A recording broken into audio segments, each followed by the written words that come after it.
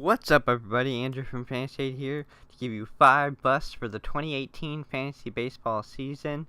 Now, just to be clear, I'm not saying these guys will not be fantasy relevant. Some of them will be fantasy relevant.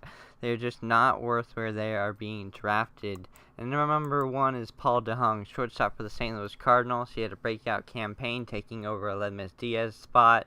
And he hit 25 home runs, 26 doubles.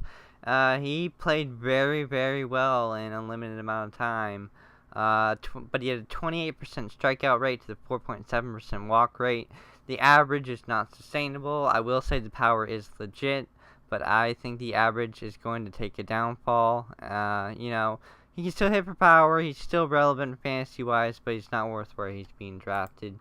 Number 2, we got Marwin Gonzalez, and all I put is a lot because he is eligible almost everywhere besides catcher. He had 16 home runs in the first half, only 7 in the second half. His ground ball to fly ball rate's above 1. It was at 1.25 in the second half. And his BABIP was 0.32 points higher than last year, so I think the average will fall.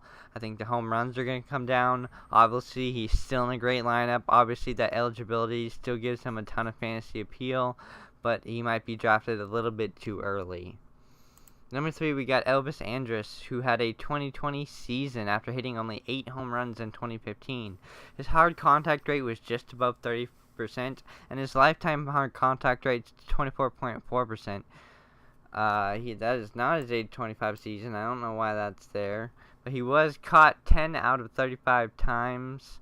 The stolen bases are nice, but if you're drafting him to be a 2020 guy, even with the juice ball, I don't think that's who he is. Whit Merrifield is number 4. He had a breakout season out of nowhere. He's second base outfield eligible for the Kansas City Royals.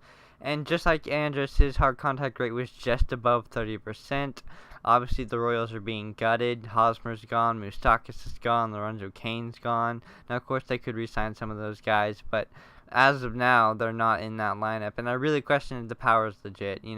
Steals play. He'll get steals. I'm not questioning that. I do question, however, if the power is going to be there. And I think people are going to overdraft him because of the 1934 season he had. Number 5, we have Ahmed Rosario, and I still don't get the hype that this guy had last year. The minor league numbers doesn't stand out. Depending on where he gets drafted, he could provide late stolen base appeal. But if there's any hype for Ahmed Rosario, he's going to be a bust because he doesn't do anything well. He can steal maybe 25 bags, but he's not a power guy. I question if he'll hit for average. It's just I don't get the hype that surrounded this guy last year. If you liked the video, give it a like. You can always follow me on Twitter at FantasyAid1 or email me at fantasyaid1@gmail.com. For Fantasy Aid, I'm Andrew, and thanks for watching.